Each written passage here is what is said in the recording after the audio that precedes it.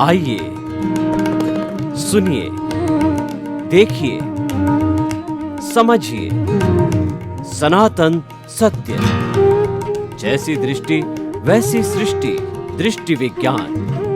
कुदरत, कुदरती रचना एवं कुदरत के कानून से शाश्वत सुख की प्राप्ति। जोधपुर के परम पूज्य महात्मा उपासक प्रोफेसर डॉक्टर सोहन राज तातेड़ के निर्देशन में सनातन सत्य। जैसी दृष्टि वैसी सृष्टि, दृष्टि विज्ञान। स्वामी जी, आज आप समाज को अपराधियों ने बहुत गंदा कर दिया है। बूचड़ खाने चलाते हैं, शराब की दुकानें खोलते हैं, वेश्यालय खोलते हैं और मिलावटी काम के कई कारखाने खोलते हैं। तो आखिर जो है वो इतना बेईमानी का धन इकट्ठा करके उनका अंत तो बहुत बुरा होता है, लेकिन व्यक्ति जो इस लाइन में जाए ही नहीं, क्योंकि वह जाएगा और उसका परिणाम जो है बहुत घातक होगा। उसके पहले ही आप परामर्श दीजिए कि ऐसा व्यक्ति उस दिशा की तरफ जाए ही नहीं, विचार ही नहीं करे, उसका चिंतन ही करे, और चिंतन आ जाए उसको छोड़ दे। यानी एक नैतिकता का जीवन जी करके सुखी जीवन जिए। तो ऐसे कुछ सूत्र दीजिए, हिदायत दीजिए, उपदेश दीजिए अध्यात्म विज्ञान को केंद्र में रख करके, ताकि ऐसे लोग समाज में पनपे नहीं। प्रश्न के लिए धन्यवाद।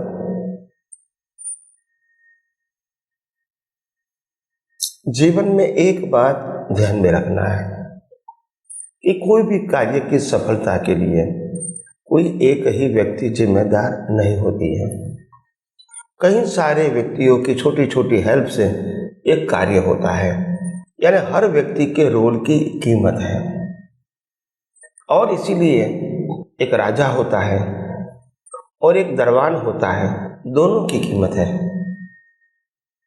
राजा की इज्जत बढ़ाने में दरबान का भी रोल है, सिपाही का भी रोल है, प्रधान का भी रोल है, प्रजा का भी रोल है। तो सबका अपना एक रोल होता है, और रोल के अंदर अपने आप को छोटा बड़ा समझना ये करेक्ट नहीं है।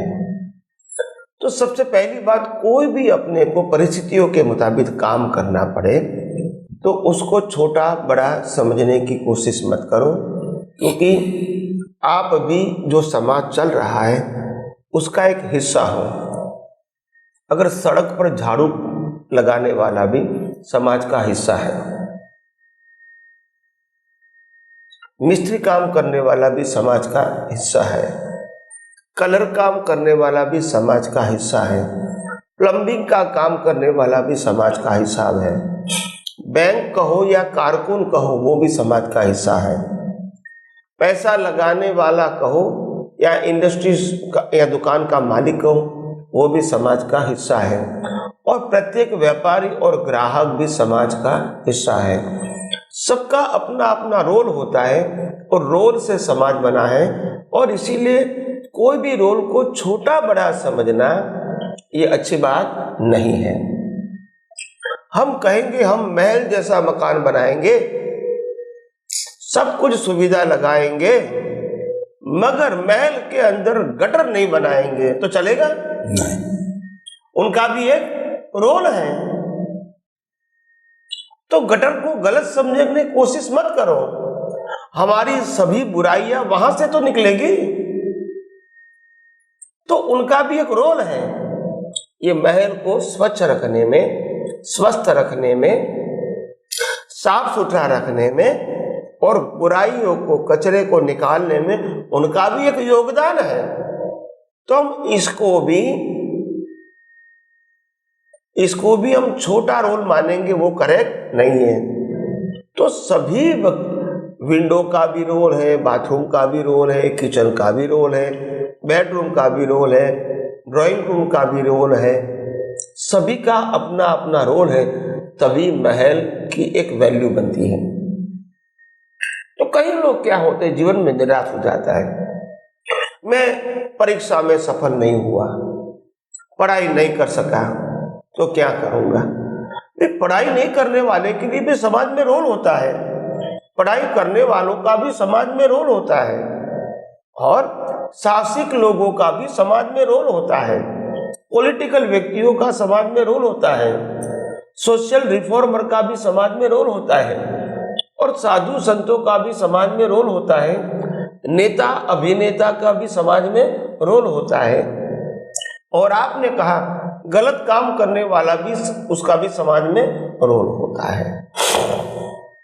अगर चोरी करने वाला, खीसा काटने वाला अगर आपको नहीं मिलेगा, तो फिर आपने गलत पैसा कमाया है, वो कैसे प्रूव होगा। तो इसका रोल है। हम कहेंगे समाज के अंदर पुलिस की क्या जरूरत है। नहीं, पुलिस की जरूरत है, तभी तो आप सुख शांति से रह सकते हो। तो हर व्यक्तियों का एक रोल होता है, और इसीलिए समाज में अच्छे बुरे व्यक्ति तो होंगे, मगर मैं ये नहीं कहता हूं कि बुरे व्यक्ति को बुरा होना चाहिए, ये जरूरी नहीं है। समाज में उसको स्वीकार करना पड़ेगा कि ये समाज का हिस्सा है। मगर बुरे व्यक्ति को भी ये सोचना चाहिए कि मेरे को ये रोल मिला है तो मैं निभाता हूं, मगर मेरे को और कोई अच्छा रोल मिले तो अच्छी बात है। तो ये सोचो, रोल को, अभी जो रोल है इसको गलत मत समझो, मगर इनको अपग्रेड करने के लिए प्रयास करो। तो मेरा कहने का मतलब है, ऐसे दुर्व्यवहार करने वाले लोग हैं, दुराचार करने वाले लोग हैं, परिवार में झगड़ा करना, मारपीट करना, ऐसे व्यक्ति समाज में होती है, हम मानते हैं। और इसके लिए समाज में कभी कभी लोगों की घृणा भी होती है, मगर क्या करेंगे, ये व्यक्ति को भी हमको स्वीकार करना पड़ेगा, पार्ट ऑफ द सोसाइटी। मगर एक व्यक्ति के रूप में हम ये सोचेंगे कि इस प्रकार का मन वचन काया हमारा नहीं होना चाहिए जो दूसरे को परेशान करता है। इतनी तो सोच हमारी कम से कम होनी चाहिए, इतना तो पश्चाताप होना चाहिए कि हे परमात्मा, इस प्रकार की जो बुरी सोच है, बुरी जबान है और बुरा एक्शन है जो दूसरे को भी परेशान करता है, कम से कम ऐसी प्रकृति मेरी नहीं होनी चाहिए। तो कहने का मतलब, आपको परिवर्तन करने का एक रास्ता मिलना चाहिए।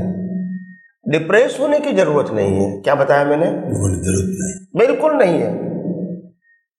आज अगर मैं गलत काम कर रहा हूं तो डिप्रेस होने की जरूरत नहीं है। सोचो, गलत को गलत कहने से वो कभी अच्छा नहीं बनेगा। एक बात ध्यान में रखो, एक व्यक्ति आपके सामने 5 बार झूठ बोलती है, ध्यान से सुनो, और 5 बार आपने उसकी निंदा किया, तो नॉर्मल व्यक्ति का जो अहंकार भंग होगा, वो आपके लिए और रिवेंज लेने की कोशिश करेगा। ये एक एग्जाम्पल है।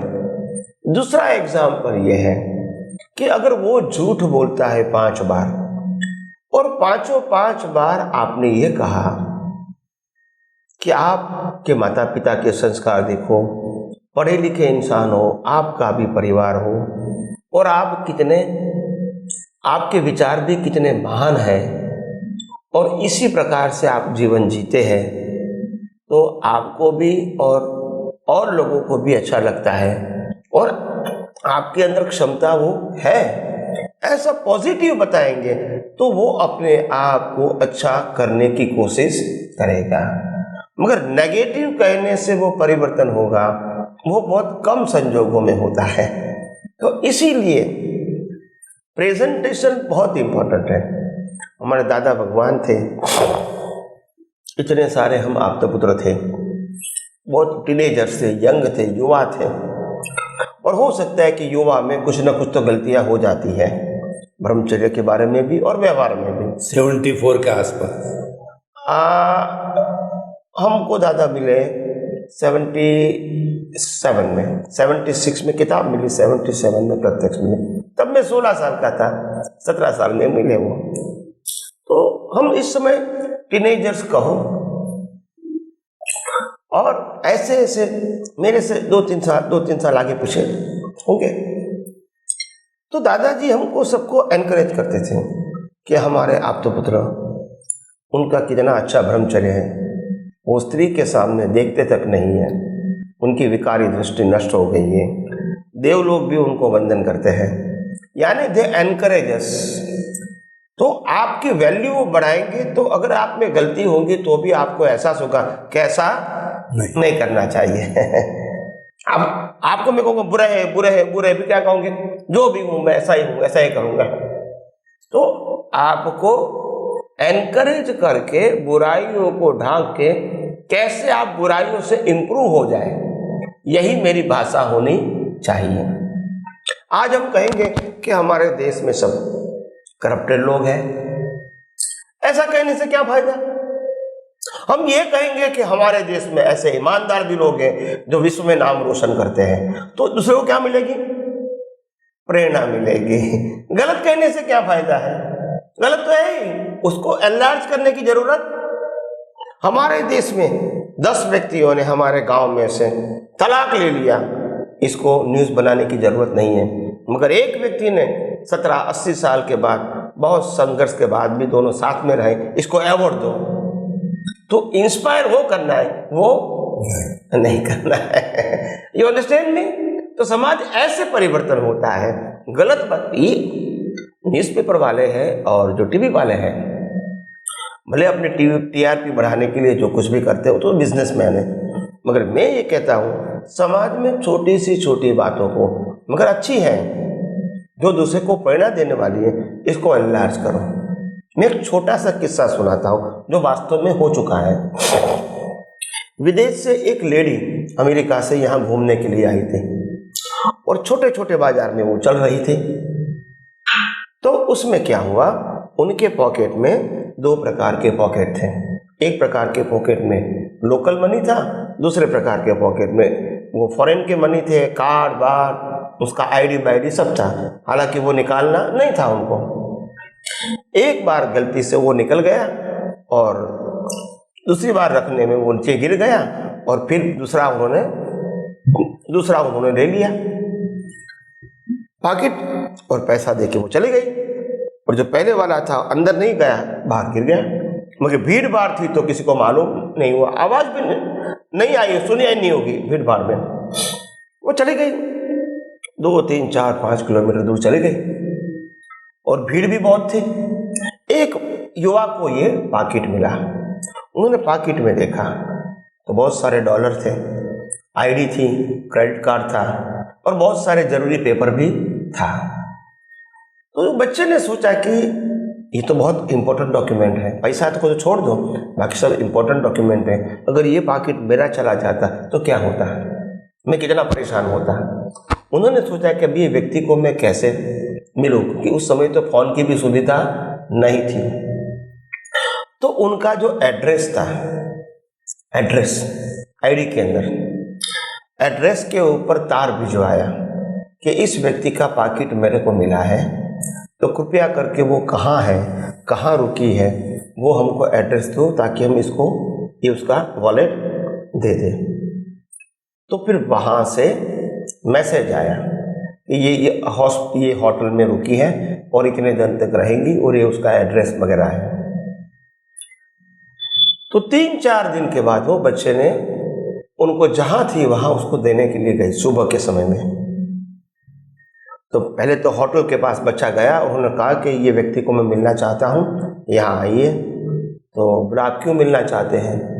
तो बोला मैं बहुत ज़रूरी काम के लिए मैं आया हूँ। तो मैनेजर ने समझा कोई ज़रूरी काम होगा, पर्सनल तो हमको नहीं बताते हैं। तो बोला आप बैठिए, मैं उनको बुलाता हूँ। तो मैनेजर ने उसको बुला दिया, वो आई। तो हालांकि एक दूसरे की पहचान तो थी ही नहीं। तो मैनेजर ने कहा ये व्यक्ति, ये लड़का आपको मिलने के लिए आया है। तो लड़का खड़ा हो गया, उन्होंने कहा नमस्ते, जो अपनी भाषा में, और कहा आपका बैलेट मेरे को मिला था, मगर क्योंकि आपका एड्रेस मेरे पास नहीं था, आप अभी कहाँ हो?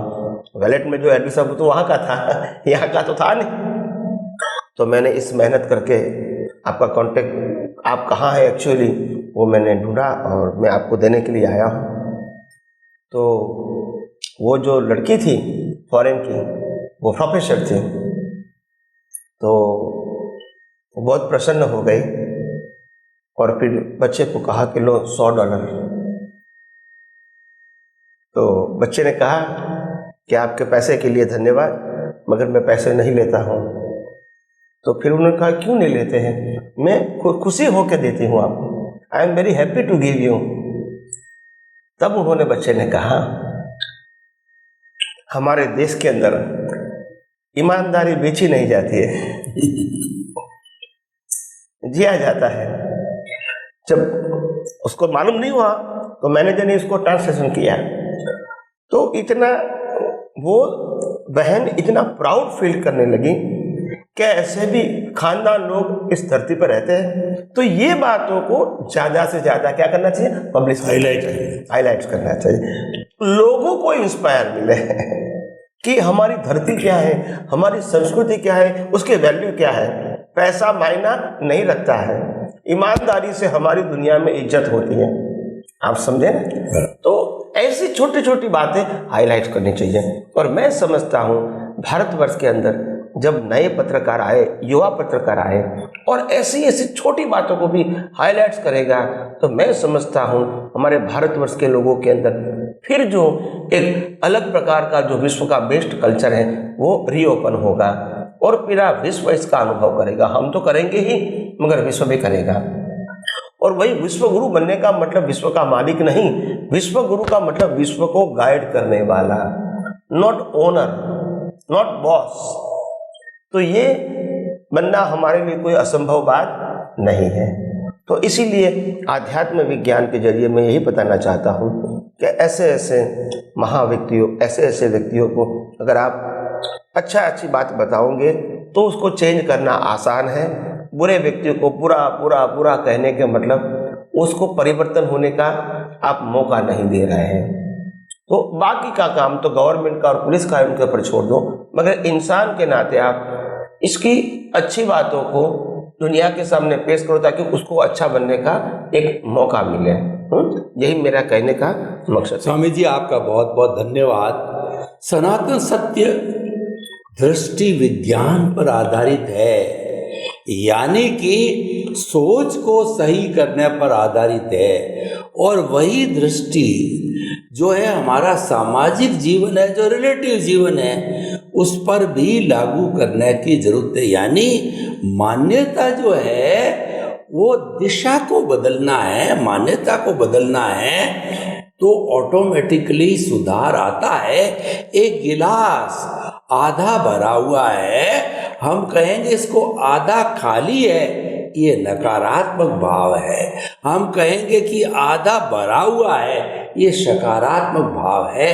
तो कहने का अर्थ ये है कि व्यक्ति गलत दिशा में है, व्यक्ति गलत है, फिर भी जो है उसमें से अच्छाई को तलाशना है, उसको हाईलाइट करेंगे तो उसकी जो बुरी आदत है, बुराई है, वह दबती जाएगी। ऐसे समाज में परिवर्तन आएगा।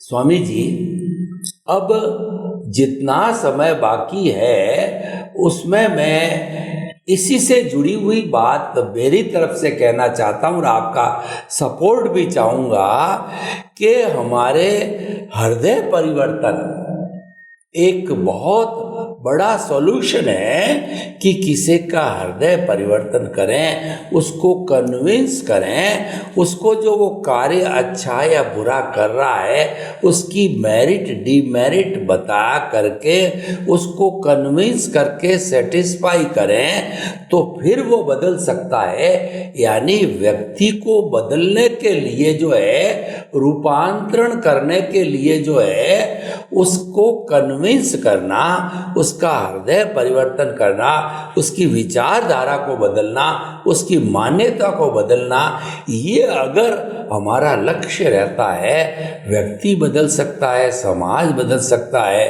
राष्ट्र बदल सकता है और विश्व बदल सकता है। तो कृपया इस बदलाव को जो है आप भी एक उपदेश के रूप में बताइए कि पूरा समग्र विश्व अच्छा बने।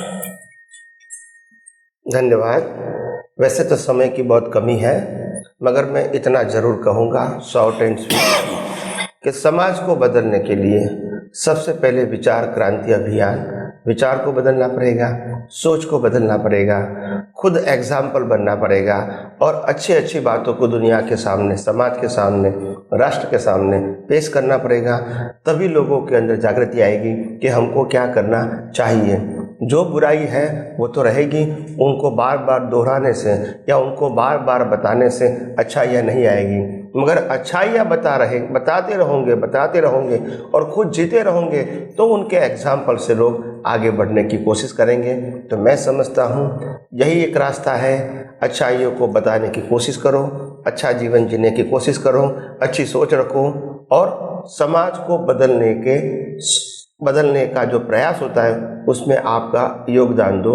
यही मेरी प्रार्थना और भावना है। और स्वामी जी, आपके इस उपदेश के लिए सकारात्मक जो है आपने समर्थन, सकारात्मक सोच की जो बात कही, उसके लिए आपको धन्यवाद, साधुवाद, कृतज्ञता। स्वामी जी, आपने ये तो बता दिया कि ऐसे दृष्टि में रहना है और ऐसे जो है ये चल रही है जो प्रकृति, उससे मुक्त रहना है। लेकिन स्खलना भी होती है, गलती भी होती है। तो गलती के लिए नॉर्मली जो है हम सामाजिक और धार्मिक में क्या करते हैं कि मेरे से गलती हो गई, छोटा बड़ा कर्मचारी कोई हो, कृपया मुझे क्षमा करो, क्षमा करो। पुरानी और इसी जीवन का है तो मैंने आपको साल भर पहले ये धोखा दिया, ये बदमाशी करी, ये अनैतिकता करी, तो मुझे क्षमा करो, क्षमा करो, क्षमा करो। एक तो ये स्थिति हम रिलेटिव व्यू पॉइंट से करते हैं और दूसरी स्थिति जो है सनातन सत्य के माध्यम से, वह जो हम कुदरती रचना देखते देखते भूल कर जाते हैं, तो वह आप बताइए। ये तो हम जीवन के अंदर सामाजिक और धार्मिक जीवन में करते आ रहे हैं, लेकिन अध्यात्म विज्ञान, कुदरती रचना को देखते देखते भूल हुई तो किससे क्षमा याचना मांगे और कैसे मांगे? क्यों, गलती तो ये होती रहती है दिन के अंदर जीवन में। तो हमारा क्षमा याचना किससे होनी चाहिए, कैसे होनी चाहिए, वो थोड़ा बताइए। प्रश्न के लिए धन्यवाद। सबसे बड़ी बात यह है कि धर्म और सामाजिक जीवन में जो गलतियां होती हैं वो एक्शन के रूप में होती है और उनकी माफ़ी भी एक्शन के रूप में आती है, मगर ये दोनों रिलेटिव सत्य है और वो प्रकृति को अच्छी बनाने के लिए और प्रकृति की गलती को स्वीकार करने के बाद ऐसी गलतियां मैं बार बार नहीं करूं, इस एंगल से क्षमा मांगते हैं हम। आलोचना, प्रतिक्रमण और प्रत्याख्यान। आध्यात्म में क्या है? आध्यात्म का पुरुषार्थ का विषय मन वचन काया नहीं है। आध्यात्म का पुरुषार्थ का विषय ज्ञान और दर्शन। अगर गलती भी होती है तो ज्ञान दर्शन की होगी, मन वचन काया की नहीं होगी। तो जो ज्ञान दर्शन की गलती का मतलब होता है एप्लीकेशन, क्रिया तो है नहीं, एप्लीकेशन। जो भी गलती होगी एप्लीकेशन में ही चूक होगी ना, उपयोग में ही चूक होगी। तो हमको उपयोग में चूक का मतलब क्या है? हम शुद्धात्मा में या तो नहीं रहे, या तो शुद्धात्मा के अलावा जो अवस्था कुदरती रचना थी वो हमने नहीं देखी। ये दोनों मिस्टेक हो सकती है और कोई ज्ञान और दर्शन के अलावा कोई मिस्टेक यहाँ होती नहीं है आध्यात्म विज्ञान में। तो अगर मिस्टेक हो गई तो कैसे उनको रिजॉल्व करोगे या सुधारोगे? तो यहाँ सबसे बड़ी बात यह है कि रिजॉल्व करने का मतलब होता है कि हमने जो कुदरती रचना थी वो नहीं देखी, तो कुदरती रचना अगर नहीं देखी और कर्म बनेगा तो कर्म का फल कौन देगा? कुदरत। तो कुदरती रचना नहीं देखी तो माफी किसके मांगने पास है? कुदरत के पास मांगनी है, क्योंकि कुदरती रचना है और हमने नहीं देखी। तो हे कुदरत, मैंने से जो गलती हो गई है शुद्धात्मा की हाजिरी में हम कुदरत की माफी मांगते हैं कि वास्तव में ये कुदरती रचना थी मगर हमने नहीं देखी, नहीं देख पाए, वो हमारी मिस्टेक है। वास्तव में ये कुदरती रचना ही है और दोबारा मैं ऐसी मिस्टेक नहीं करूं, ऐसी है परमात्मा आप मेरे को शक्ति दो। ऐसा या जागृति शुद्धात्मा के लिए भी कर सकते हैं। इम्पोर्टेंट बात ये है कि दुनिया में बहुत सारे लोग जो सामाजिक और धार्मिक जीवन जीते हैं, उनका मूलभूत प्रश्न ये होता है कि स्वामी जी, हम मन वचन काया से जो कुछ भी गलती करते हैं उनके लिए क्षमा मांगते हैं, तो क्या ये आध्यात्म विज्ञान का पुरुषार्थ है या नहीं है? क्योंकि नहीं मांगते हैं तो वो अच्छा नहीं है। और हमारे भारतवर्ष के या विदेशों के भी सभी धर्म इसको इजाजत देता है कि गलती है तो माफी मांगनी चाहिए। तो इसके बारे में आध्यात्म विज्ञान का एंगल क्या है और क्यों आध्यात्म विज्ञान उसको पुरुषार्थ नहीं मानते हैं या इसको एनकरेज नहीं करते हैं? तो मेरा कहने का मतलब साफ है। सबसे पहली बात यह है कि आध्यात्म विज्ञान वो ज्ञान दर्शन का विषय है, मन वचन काया का विषय नहीं है। दूसरी बात, आध्यात्म विज्ञान मन वचन काया को परिवर्तन करने का विषय नहीं है, दृष्टि को परिवर्तन करने का विषय है। तीसरी बात, करेक्शन मन वचन काया में नहीं, दृष्टि में करना है। अभी आप कहोगे कि ये बात तो सच है, मगर जो गलती हो गई, जिस गलती से सामने वाले को दुख हो गया, नुकसान हो गया और वो बाद में हमको मालूम हुआ और हम माफी मांगते हैं, तो तकलीफ क्या है? तो आध्यात्म विज्ञान साफ कहता है प्रकृति ने गलती किया है, प्रकृति गलती मांगती है, उसमें कोई नुकसान नहीं है। मगर प्रकृति ने गलती किया और प्रकृति ने माफी मांगी, इसको मैं ज्ञान दर्शन का पुरुषार्थ मानता हूं, बस वहां तकलीफ है। हमारा काम तो गलती को भी कुदरती रचना देखना और माफी मांगते हैं उसको भी कुदरती रचना देखना, वो पुरुषार्थ है। हमारा पुरुषार्थ ये नहीं कि गलती करना और माफी मांगना, दोनों में से एक भी पुरुषार्थ हमारा नहीं है। तो कई लोगों का प्रश्न होगा कि स्वामी जी क्यों नहीं है? अगर गलती हो गई है और माफी मांगते हैं तो पुरुषार्थ क्यों नहीं है? तो साफ बात है, अगर आप गलती की माफी को पुरुषार्थ कहोगे तो फिर आपकी दृष्टि में विज्ञान नहीं रहेगा। पुरुषार्थ मानोगे तो करोगे तो नहीं। पुरुषार्थ ये होता है कि आप जब मन वचन काया को चलाने वाले आप हैं तो गलती आपने किया है, और माफी मांगने वाले आप हैं तो भी पुरुषार्थ आपने किया है। मगर आप मन वचन काया का नहीं हो और मन वचन काया जो माफी मांगते वो भी आप नहीं हो, तो क्रिया वो गलती नहीं है। क्रिया को पुरुषार्थ मानना, क्रिया को कर्ता मानना, गलती मैंने किया वो कर्ता मानना वो अज्ञान है, माफी मेरे को मांगना वो अज्ञान है। मगर गलती होना और माफी मांगना वो कुदरती रचना है। तो कुदरती रचना देखोगे तो अज्ञान नाश होगा और डेवलपमेंट बढ़ेगा। और कुदरती रचना न देख के मैंने गलती किया है, मैं माफी मांगता हूं, तो माफी से आपका कर्म तो हल्का हो जाएगा, मगर अज्ञान पक्का होगा। और कई अवतारों से ये रिलेटिव सत्य को ही पुरुषार्थ मानना, शुभाशुभ मार्ग को ही पुरुषार्थ मानना, ये तो हम करते ही थे। इससे हमारी कोई प्रगति नहीं है, क्योंकि पाप पुण्य से तो चारों गति है। ये कोई आध्यात्मिक डेवलपमेंट नहीं था।